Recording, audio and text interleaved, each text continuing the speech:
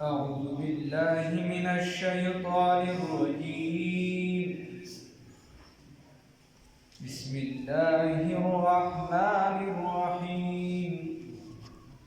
ويسألونك عن الروح قل الروح من أمر ربي وما أوتيتم من العلم إلا قليلا. صدقت يا رب العالمين.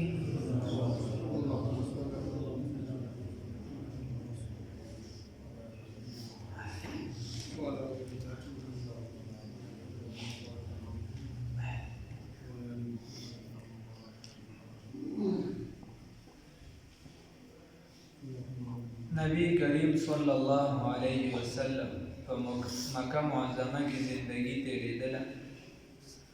او خبرې مخکې تیرې شوي، خو کافرانو، مشرکانو، یهودیانو به یو وخت هم داسې نه پرېښوده چې څه لارې راښکله چې رسول الله صلی الله علیه وسلم به څه طریقه ګیر کړي. یو بیا یهودیانو وویل د مکې مشرکانو ته، یو درې خبرې دي د دې تپوس وکړئ د نبي کریم صلی الله علیه وسلم، که ده جواب درکړه خو دا پیغمبر دی، او که په دې دریو کې د یو څیز هم جواب در نه کړو نو دا بیا پیغمبر هم نه دی. یو خبره پکې دا ده، ورته ووایه تپوس دې وکړه، دا تپوس دې وکړئ چې بهی هغه کم نوجوانو چې د دنیا یو اړخ بل اړخ یعنې په دنیا کې ګرځېدلي، هغه کم نوجوان. دویم نمبر هغه کم نوجوانانو چې د ظالم جابر بادشاه مخې ته ودرېدل او بیا لړ د هغه د مخې ناست وو. او دریم نمبر دا راته ووایي چې دا روح څه شی دی، دا روح هم څه شی دی، انسان په بدن کې چې کوم روح دی دا څه شی دی. دا تپوس یې وکړه د نبي کریم صلی الله علیه وسلم. او بعض یو نیم روایاتو کې ورسره بیا دا راغلي دي، علما وایي چې د جنتیانو لومبنی خوراک به څه وي. خیر، خو دا درې عام معمول دی او مشهور دي دا خبرې درې. نو نبی کریم صلی الله علیه وسلم ورته وفرمیل سبا به جواب درکړم. څه ورته وویل؟ وایي سبا به جواب درکړم او انشاءالله تیر شي، که چېرته د الله رب العزت خوښوي دا تیر شي. او ورته وی سبا به جواب درکړم. نو علامه ابن کثیر رحمه الله فرمایي چې 15 ورځې چې دی وحي بنده وه، هغې به راتله خندا به هم کوله، ورته وی چې زمونږ هغه جواب څنګه چل دی. دویمه درېیمه 15 ورځې چې دی نو دا وحي چې ده دا بنده وه. بیا الله رب العزت آیاتونه را نازل کړو، ولا تقولن لشیء فاعل ذلک غدا الا ان یشاء الله. داسې مه وایه چې سبا به زه دا کار وکړم، بلکې وایه که الله وغوښتل نو دا کار وکړه. د نبي کریم صلی الله علیه وسلم یو دغه خبره. نو هغې کې یوه خبره د روح وه، بیا الله رب العزت د آیاتونه را نازل کړو. اصل کې د روح معامله چې ده هغه یهودیانو ته خپله علم نه و، او په تېرو کتابونو کې هم د هغې په باره کې څه ویلی شوي نه وو. نو هغې وی که چېرته دا پیغمبر خو بیا به د هغې پیغمبرانو اتباع کې د روح هغه کیسې، یعنې د روح سره خو د انسان داسې څه کار نشته، د انسان خو ډایرکټ دې سره کار دی چې د الله بندګي وکړي، الله واحد لا شریک ومني وغیره. خو که ده چېرته د روح کیسې او دغه شروع کړي نو معلومه دا شوه چې دې د هغې نه برخلاف دی. نو الله رب العزت مکه شان جواب ورکړه. الله ورته وایي قل الروح من امر ربي یسألونک، دې تپوس کوي ستانه عن الروح په باره د روح کې. قل ورته ووایه ای پیغمبره صلی الله علیه وسلم الروح، دا روح چې دی من امر ربي، دا په حکم د رب سره دی، دا د امر د رب نه دی، دا د عجایبو د رب نه دی، دا د علم د رب نه دی. مفسرین مختلفې معنی کوي. بیا صوفیای کرام وایي چې دوه قسمه څیزونه دي، یو عالم امر د هغې تعریف کوي په عالم امر سره، او یو عالم خلق. عالم امر عالم امر چې دی هغه د هغې نه تعریف کیدی شي هغې کې چې دی 15 څیزونه شامل دي. قلب دی، روح دی، سر دی، خفي ده، اخفا ده. او بیا د عالم خلق نه تعبیر کیږي په نفسي باندې او څلور د هغې قالب دي بیا د هغې نه تعبیر کیږي. نو هغې وایي چې دا روح چې موږ وایو چې امر دا کوم چې عالم امر دی نو الله رب العزت فرمایي ویسألونک او دوی ستانه سوال کوي عن الروح د روح په باره کې قل ورته ووایه. اوس د روح باره کې علما وایي بس دا ماده ده. څه شي ده؟ ماده ورله نشته او په امر د کون سره د الله رب العزت د کون په امر سره پیدا شوي دي، ماده ورله نشته. او د حضرت القدس نه امام شاه ولی الله رحمه الله فرمایي بس دلته نه راشو چې بنده کې د وسیز موجود وي خو د لره حیات وي او که دا روح پکې موجود نه وي نو حیات والله نشته، ژوندی نه وي. خدا کې تا سره وي خو مکه پلار دی خو چې روح ته وي نو بیا ورته لاش وي. د ډاکټر شیر علي شاه رحمه الله فرمایل وایي دا لاش بیا د لاشۍ نه دی، د عربۍ نه چې دا هېڅ شی اوس نه دی چې اصل ماده اصل څیز پکې نشته روح نو دا اوس هم هېڅ څیز هم نه دی.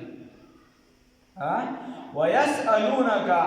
او سوال کوي ستانه دوی ستانه سوال کوي عن الروح په باره د روح کې قل ورته ووایه ای پیغمبره صلی الله علیه وسلم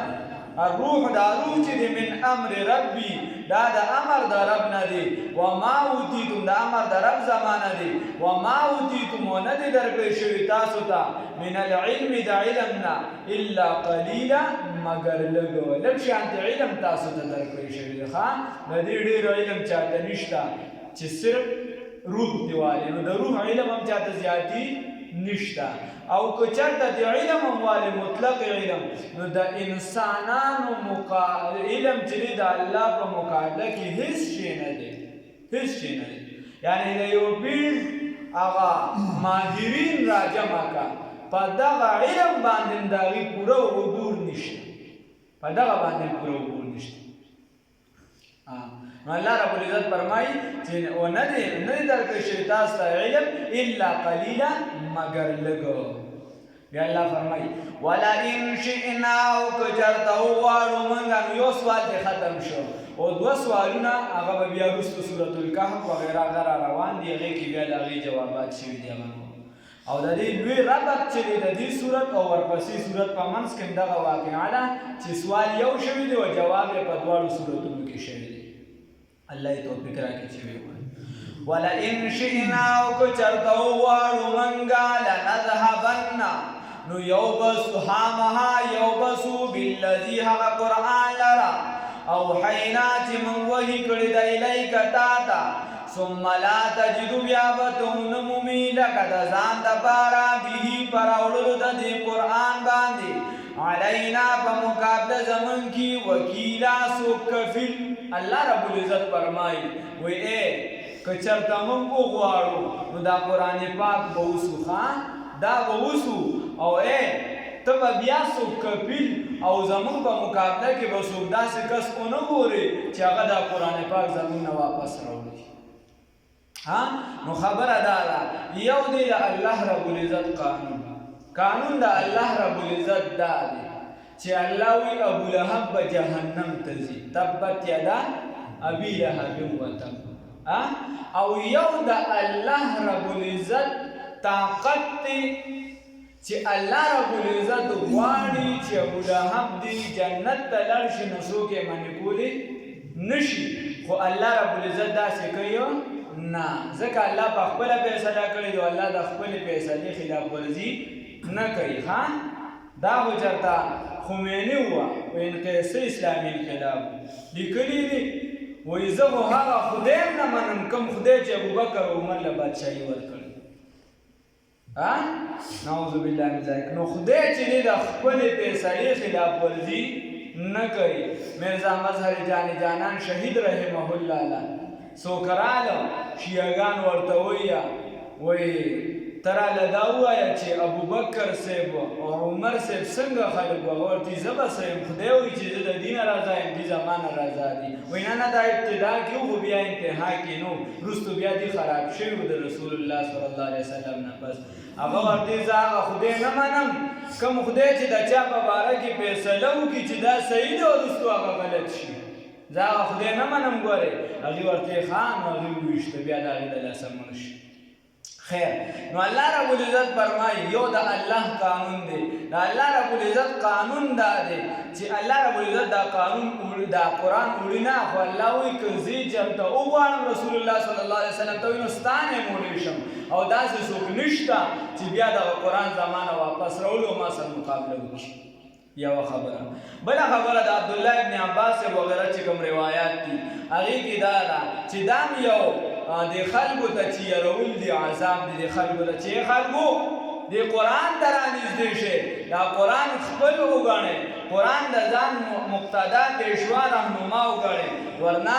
اخري نه خو د قیامت کې چې راځي یوه پکې دا ده الله رب نبی کریم صلی الله علیه وسلم دا حدیث مفهوم د عبدالله ابن عباس صاحب وایي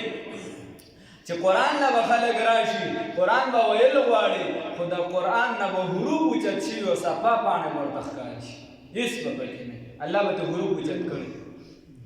او بله نه حافظان به چې دی خپلې سینې ته توجه کړي الله به دې قرآن اوچت کړي قرآن به پکې نه الله به دې قرآن اوچت کړي الله رب العزت نه حالاتونه ساتي نو خبره دا ده ما درته ووایي چې یو د الله قانون دی او یو د الله قوت دی الله چې وغواړي هر کار کولی شي ښه الله که کافران ټول چې دی مجدد البساني شیخ احمد سرهندي رحمه الله پسې چا خط راولېږه د عمر صاحب په خاندان کې نو نره خبره به یې کوله چا ورپسې خط راولېږه وایي جي که الله وغواړي پلانکي کافر معقولی شي الله رب هغه ورته وفرمایي که مکتوباتو کې ورته وایي که الله رب العزت وغواړي وایي څوک چې نیکۍ کوي دا به ټول جهنم ته ګزار کړي او دا جهنمیان به ټول جنت ته بوځي دا د الله خوښه ده خو ما درته وایي قانون د الله رب العزت دغه نه دی او الله د خپل قانون خلاف ورزي نه کوي ښه ولئن شئنا او که چېرته وغواړو منګه لنذهبن نو خامخا یوبسو بالذي دی قرآن لرا اوحینا چې مونږ وحي کړي ده الیک ستا لرا هغه قرآن لرا چې مونږ یې وحي کړي دي تا ته ثم لا تجدو لک نو بیا به ونه مومي ته به پر راوړلو د دې قرآن باندې علینا په مقابله زمونږ کې وکیلا څوک مددګار یا وکیل کفیل الا مگر لیکن دلته الا په معنا ده ولکن الله وی ولکن ترکنا لیکن پریخي دې موږ دې قرآن لرا رحمتن رحمت من ربک ستا د رب د جانبنا ان فضله یقینا فضل د الله رب العزت کان دی علیک پتا باندې کبیرا ډیر لوی الله رب العزت وایي چې دا قرآن مې در سر پرېښی دی دا عظیم کتاب مې در سر پرېښی دی دا قانون مې پرېښی دی نو دا زما ډېر لوی فضل دی ښه الله رب العزت ترې رانصیب کړي اوس الله رب العزت فرمایي چې د سړي زامن چې کوم خلک نه جوړېږي دي ته ووایه ورله ووایه نو دلته یو چیلنج ذکر دی الله رب العزت فرمایي د دې په شان یو قرآن راوړی چې تاسو دا قرآن نه منئ نو د دې په شان څه راوړی یو قرآن راوړی بیا بل صورت کې ورته الله لږ اسانه کړه الله ورته بعشر سور مثله یو لس صورتونه د دې په شان راوړی ځه که چېرته دونه نشئ جوړولی نو بیا ورته هغوی بیان په دغه باندې ونه شو نو بیا ورته صورت بقره کې او بل صورت کې الله رب العزت وفرمایل یو صورت دغه شان راوړی وړوکې شان د صورت دغه شان په فصاحت بلاغت چې په هر علم باندې پوره داسې راوړی وایي دا راوړی چا ووایي که نه وایي دغلته کاکا یو لګیا وایي هغه وایي چې بهی د ترجمار چاله کول نه وي په کار نو مطلب یې دا دی چې لږ هر کس پې قرآن ته نه نږدې کېږي دې دې ترې لرې لرې تښتي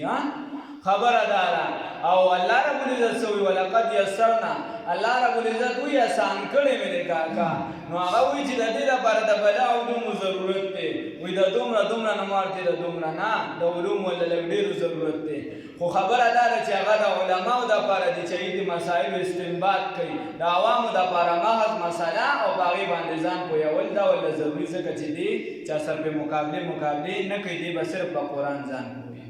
چې زمانه دا غواړي خبره دا ده نو الله رب العزت فرمایي بیا ورته وایي یو صورت راوړی د دې په شان که دغه هم نشي راوړلی. نو یو صحابي لاړ د هغې دا قانون چې کله به چا یو نوي شعر جوړ کړو نو عرب چې دی دا ډېر زیات فصیح کړو په کعبه مبارکه باندې به هغه شعر چې دی ځوړند کړو دا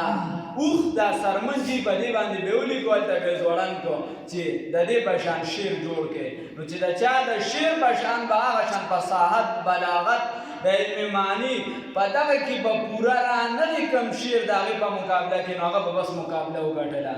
یو صحابي راغی هغه ولیکه انا اعطیناک الکوثر فصل لربک وانحر ان شانئک هو الابتر. نو یو شاعر به هم راغی هغه به هم لیکل کول بل به هم کول بل به هم کول د چا هم سمې برابر نه شو. نو هر یو ورته یو شاعران رال هغې ورته متفقه ځکه چې یو جانب نه منې دویم اړخ به بیا منې هغې ورته ووایي چې دا کلام نه دی مگر د خالق دا د بشر کلام نه دی ورنه موږ به یې مقابله کړی خو دا د چا کلام دی دا د الله رب العزت کلام دی. نو الله ورته وایي راوړی که نه قل ورته ووایه ای پیغمبره محمد رسول الله خاتم النبیین صلی الله علیه وسلم لئن اجتمعت الانس که چرته راجمع شي دا ټول انسانان والجنو دا ټول پیریان علی ان په دې خبره باندې یأتو چې راته وکړي بمثل هذا القرآن په مثل د دې قرآن عظیم الشان باندې لا یأتونا نو راتګ به ونه کړي رو به نړي بمثلي په مثل د دې باندې د دې قرآن په شان به بل قرآن نه ونړي ولو کان اگر کشي بعضهم ځینې د دوی د بعض د ځینو دپاره ظهیران ملاتړي و معاونین. الله رب العزت فرمایي که د یو بل سره مددګاران شي معاونین شي ملاتړي شي جنات او انسانان را یوځای شي خو د دې په شان به بل قرآن راونړي. الله وایي ولقد صرفناه یقینا بار بار اړولي دي یقینا بیان کړي دي منګه للناس دپاره د خلکو فی هذا القرآن په دې قرآن کې من کل مثل د هر قسمه مثالونو نه. نو الله رب العزت فرمایي چې ګوره چې ما ورته چیلنج هم ووي د دغه چیلنج مقابله هم نشي کولی څوارلس نیم سوه وغیره کالونه تېر شو نو چې د دې مقابله هم نشي کولی بیا هم دا قرآن نه مني نو دا ضد او عناد دی. دا څه شی دی؟ ضد او عناد دی. سیدنا غالبا عوف رضی الله تعالی عنه عوف بن مالک رضی الله تعالی عنه دا د حضرت علی صاحب شاګردو تابعینو کې راځي. دی وایي چې زه د کوفې په جومات کې را روان وم ما څه خلک ولیدل چې په جومات کې د دنیا خبرې کولې وایي زه لاړلم په ما هغه خو نه لګي ډېر په افسوس سره مې وایي سیدنا علي رضی الله تعالی عنه ته وایي هغه راته وایي چې واقعي د دنیا خبرې کولې وایي ما ورته چې او صرف د دنیا خبرې کولې وایي ما ته وایي چې او دا چې دا فتنه ده ما ته څه وایي چې دا فتنه ده بیا یې راته وویل چې ما د نبي کریم صلی الله علیه وسلم نه اورېدلي دي چې دا فتنې به په تاسو باندې راځي او داسې به راځي لکه حدیث کې راځي مظلمه داسې شپه چې تکه توره تیارې واله او توپاني شپه وي د هغې تورې شپې په شان به در باندې فتنې راځي. وایي ما ورته وویل چې یا علي رضی الله تعالی عنه ته مې وي تپوس مې دې وکړه چې د ما المخرج منها د دې نه به د وتو څه لار وي. وایي ما ته یې وویل چې کتاب الله د الله رب العزت کتاب دا راټینګ کړه. وایي ما ته نبی کریم صلی الله علیه وسلم وفرمایل علي صاحب ورته بیا وایي چې د الله کتاب راټینګ کې دا د هغې نه د وتو لار به د دې تیارو نه ښه. نو الله رب العزت فرمایي چې ما دې کې هر څه بیان کړي دي. نو ګوره د انسان د ژوند اړخونه دي یو اجتماعي اړخ دی یو انفرادي اړخ دی په اجتماعي کې بیا خانداني اړخونه دي قومي اړخ دی سیاسي اړخ دی معاشي اړخ دی. په قومي کې بیا دوه قسمه دي بیا یو په سیاسي کې بیا دوه قسمه دي یو سیاسي قومي دي یو سیاست بین الاقوامی دي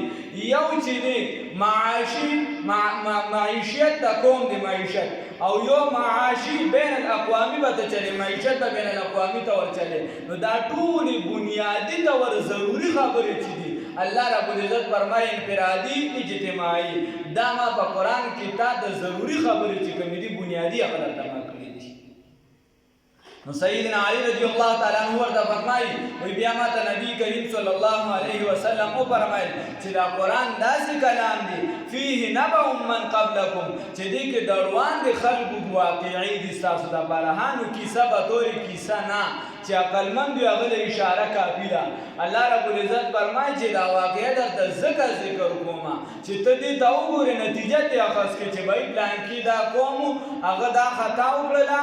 نو چې چا وکړله هغې له دا عذاب میلو شو او چا چې ونه کړله هغې کامیاب شو الله رب العزت کامیابي ورکړله. نو ما ته وایي چې فيه نبأ من قبلکم او بیا یې راته وفرمیل وخبر ما بعدکم او دې کې خبر دی ستاسو د رستني ژوند تا ته وایي چې بهی که دنیا دې سمه نه کړله نو دې بسې اخروي ژوند دی په هغې کې چې دې داسې عذابونه دي میدان محشر دی بیا چې دې جنت دی جهنم دی فرشتې دي الله ته پیشي ده ویوم ندعو کل اناس بامامهم رابلل دي وغیره ټول منظر دی درته. وی بیا نبی کریم صلی الله علیه وسلم وفرمیل وحکم ما بینکم او ستاسو ترمنځ دا قرآن چې دی دا فیصله کوونکی دی په منځ کې هم څه چې جنګ جګړې راشي نو په دې قرآن فیصله کوي دا ستاسو فیصله کوونکی دی. بیا وفرمیل وهو فصل وليس بالهزل او دا قرآن پاک چې دی دا فیصله کوونکی دی ښه فیصله به په قرآن عظیم الشان باندې کې او بیا فرمایي چې څوک د دې فیصله راټینګه کړي نو د هغه لره تاوان نشته او دې په هیڅ حالت کې مونږ غورځول نشته. من ترکه من جبار قسمه الله او چې چا دا قرآن چې دی دا وغورځو نبی کریم صلی الله علیه وسلم فرمایي څه فرمایي توجه ساتئ نبی کریم زما هم خوب راځي ستاسو نه به ډېر راضي کېدی شي. نبی کریم صلی الله علیه وسلم فرمایي من ته او اکثر خو بکې دا ناوخته هم راشي بیا بکې خوبونه هم کوي نو د اردو خو بیا کټي راوړي من ترکه رسول الله صلی الله علیه وسلم فرمایي من جبار قسمه الله تعالی وایي چې څوک دې قرآن عظیم الشان لره پرېږدي د تکبر او د غرور د وجې نو الله رب العزت به ده لره ټوکړې ټوکړې کړي. نبی کریم صلی الله علیه وسلم فرمایي من ترکه چې څوک پرېږدي دې قرآن لره من جبار د وجې د تکبر قسمه الله تعالی الله رب العزت به ده لره ټوکړې ټوکړې کړي. بیا نبی کریم صلی الله علیه وسلم فرمایي دا قرآن داسې کلام دی چې د چا د خواهشاتو د وجې دا قرآن چې دی دا نشي بدلېدی د چا د خواهشاتو د وجې دا قرآن نشي بدلېدی. که چېرته ته راپاڅې چې علماو ته ووایې چې د سود کې راته خیر د څه نرمي وکړي اوس معاشره بدله شوې ده یا یو کس راپاڅي چې دا د قرآن زړې خبرې دي اوس د دې معاشرې سره نه لګي نو رسول الله صلی الله علیه وسلم فرمایي قسمه الله الله رب العزت به ټوکړې ټوکړې کړي الله هم دې وساتي. نو خبره داسې ده چې دا قرآن دی زموږ سره دا کتاب دی د الله رب العزت هغه کتاب چې په مخ د ځمکه بل څوک یو دین تا سره مقابله نشي کولی قرآن ور وړاندې کوه به یې راوړه داسې کتاب یو کس ته مقابله قانوندان نشي کولی قانون ته به یې راوړه داسې قانون په هیڅ اعتبار سره خو خبره دا ده چې موږ دا قرآن زده کړو په دې ځان پوه کړو په دې باندې عمل وکړو الله رب العزت دې توفیق را نصیب کړي په دې خپل هم ځان پوهول دي خپل هم رانږدې کېدل دي او نور هم رانږدې کول دي خپل هم په ټایم راتلل دي نور هم دې ته په ټایم راوستل دي خپل هم چې دې مونځ کول دي قرآن مونږ ته وایي چې مونځونه وکړې بل هم د مانځه طرف ته راوستل دي خپل هم د خیر کارونه کول دي بل هم د خیر طرف ته رابلل دي خپل هم د جنګ جګړو نه د بدو نه د چغلې نه عناد نه حسد نه کینې نه ځان بچ کول دي او بل ته هم د دې تلقین کول دي. غم خادي به په دې نه کوو غم خادي به په دې نه کوو چې ما سره چا غم خادي وکړه نو زه به یې کوم د چا د رضا دپاره به یې کوم د الله رب العزت په خوله باندې وایو خو چې موقع راشي په خوله توبې وباسه چې موقع پېښه شي د بل تنبې وباسه موږ تنبې نه ورپسې بنیاد هم سم ور وباسو. نو خبره داسې ده کیسه داسې ده چې به مشران دې دا طریقه زده کړي مشران دې زده کړي مشرانو ته خاص کر اپیل دی چې به زموږ د معاشرې نه چې دا کم سم څیزونه دي ختمېږي رسته راځه هغه چې موږ به یو بل سره اجتماعي ژوند تېرو د یو بل به ملاس او خپې ګرځېدو یو بل سره مې امداد او نصرت کو نن مشران چې دي هغه په دغه کې نه ښکاري هغې نه ودرېږي په خدمت وغیره کې نو کشران به د کوم ځای نه ودرېږي زموږ اجتماعي ژوند الان د خټو ته روان دی مشران نو ولې ځان به یو سړي ته بد ښکاري ټول خلک د قبر کوي یو کس پکې ولې نه کوي سپینې جامې ټول خلک دی چې دی خدمت ته ولاړ یو کس پکې ولې د اسمان نه راکوشوي د جبرائیل امین نه بیعت کړی دی څه چل هر کس خپل ګریوان کې سوچ وکړي بھائی زه څومره په دې اجتماعي کارونو کې مخکې مو څومره وروسته دا وایي چې یو پېره رانه لاړ بس بیا کیسه ختمه ده اوس رانه په مزه مزه روان دي صرف درته یم موږ غلط رواجونه راټینګو ټنګ ټکور رس رزه نور هم زیاتو او کوم چې ښه عادت دی هغه پرېږدو نه چې کوم ښه عادت دی اسلام موږ ته ښایي هغه خو کم از کم که په ښادۍ کې د دې خیال ساتو چې څه دی راته نه دی کړی نه زما خو ټیک ده خو چې په غم کې خو د دې کیسې پیسې نه کوي نو د الله د رضا لپاره هر بنده د خپل کشر دا دې نه کوي بھائی چې د هغه کشر جنازې ته نه ځي نو ده ته به پته نه وي د هغه کشر به قبر کې نه وي ده ته به پته نه وي د هغه کشر ولې دا مشران ولې د دې نظر نه لګي یا کشران ولې په دې نه پوهېږي دي ګیا خوري دا کشران چې بھائی خدمت هم کول دی د معاشره کې خپل اسلام ګورې دا نه غواړي چې ته د خپل عزت وقار جوړ مه کړه اسلام ستا نه دا غواړي خپل عزت خپل وقار جوړ کړه هغه به په دې جوړېږي رسول الله صلی الله علیه وسلم فرمایي چې د قوم حاکم مشر چې دی هغه د قوم خادم وي نو الله رب العزت ترې توفیق راکړي مهرباني وکړي قرآنونو ته ناست په خدای یقین وکړي دا کوم چې د غم خالی تصور اجتماعیت زموږ نه روان دی دې کې ګورئ په خپل اول په ځان دې باندې زور وکړي ګورئ که اجتماعیت رانه څومره انفرادیت طرف ته ځو دا د اسلام هم دا روح نه دی دا د اسلام تصور نه دی ګورئ دا د اسلام تصور نه دی په خدای یقین وکړه وګوره څومره هم چې کتابونه ګورئ اسلام اجتماعیت غواړي چې موږ څومره د اجتماعي زندگی یو بل سره غم خادي راشه درشه یو بل سره لاس ښکته کول برابول دا چې دا کیسې موږ شاته کوو انفرادي ژوند بیا ټوله چې د تباهي ده یو کس به هغه ګوټ کې ناست نو هغه پبجي لګوي بل به هغه ګوټ کې ناست یا به د انډیا فلم ګوري بل به هغه ګوټ کې ناست هغه ده پسې کنځلې کوي دی به هغه پسې کوي هغه به یو بل له به بیا خواله رانه شو یو پرې رانه دا شي ختم شو اوس روان دی نو د دې اول د انسان په ځان زور وکړي که د چا زامن د چا نیازبین زامن د هر چا نیازبین دي د سرو زرو مثال دی چې صحیح دی استعمال کړه او چې غلط دی استعمال کړه بیا تباه او برباد دي تعلیم به هم کوي زمینداری به هم کوي او د دنیا دغه یو بل سره تعلق به هم ساتي هله به ژوند چې دی برابر وي که صرف ته د هغه د تعلیم لحاظ ساتي د دین خیال نه ساتي بیا تباه او برباد دی صرف د تعلیم خیال ساتي د هغه د اجتماعي ژوند خیال نه ساتي چې بهی د ملګري به څوک وي چا سره راشه درشه ده چا سره ناسته ده چا سره ولاړه ده خلکو سره چې دی څنګه میلاویږي خدمت نماز وي اول خو موږ خپل ځان ته سوچ وکړو زه څومره غم کې په اسم کې نوم خلکو سره څومره چې دی د هر چا به کارونه دي نه ګورې امکان نشته خلک وایي چې زه اوزګار یم یا زما زوی اوزګار یم د هر چا کارونه شته د هر کس کارونه شته خو بهی دی غم خالیله دی کارونو له اجتماعیت له به م یو وخت وباسو دی له به م ځان اوزګارو ورنه دا شي به رانه بیا لړ شي بیا به خراب شي بیا به ارمان کوو بیا به هغه د ښار یې کاري هغه مولوي صاحب راغلي شیخ ملتون والا هغه راته خبره کوله وایي یو کور ته داسې ډېر خلک دننه کېده را دننه کېده وي زه خو چونکې هلته امام وم یا ګاونډي نه مې ورله تپوس وکړه چې څه چل دی وایي چې یاره ما ته پته نشته خو ستا داسې څه کسان ځي راځي وایي چې هغې نه مې تپوس وکړه نو د هغې کور والا پلار مړ شوی هغې پلار مړ شوی نو خبره به بیا دغې ته ځکه چې اجتماعي زه خو بیا به انفرادیت راځي انفرادیت کې بیا د هر چا خپله خوښه ده که یو کور کې واده نو بل ورڅه خوا کې ډولکي بیا به کوي نو خبره داسې نه ده چې موږ د یو بل غم دا غم وګڼو د یو بل سره خدمت د یو بل سره راشه درشه د یو بل سره کینه پاسو الله رب العزت د عمل کولو توفیق راکړي نو خبره دا ده چې په هر کار کې به د یو بل سره اجتماعیت وکړو قرآن زموږ نه اجتماعیت غواړي قرآن زموږ له انفرادیت نه غواړي چې صرف ته چې دی خپله زندګي ښه کړه ستا ګاونډي دی چې دی د لوږې تندې مړ شي ته خپله زندګي ښه کړه غریب ته د صرف د دوایې پیسې نه میلاویږي ته خپله زندګي ښه کړه ستا بچی دی په اعلی تعلیم حاصل کړي د غریب زوی دی چې دی د خیر غواړي نه هغه هم د دغه دلدل نه رابال کول دی الله وایي ولقد صرفنا او یقینا بیان کړي دي منګه للناس دپاره د خلکو فی هذا القرآن په دې قرآن عظیم الشان کې من کل مثل هر قسمه مثالونه فابا بس انکار وکړو اکثر الناس ډېر د خلکو نه الا کفورا مگر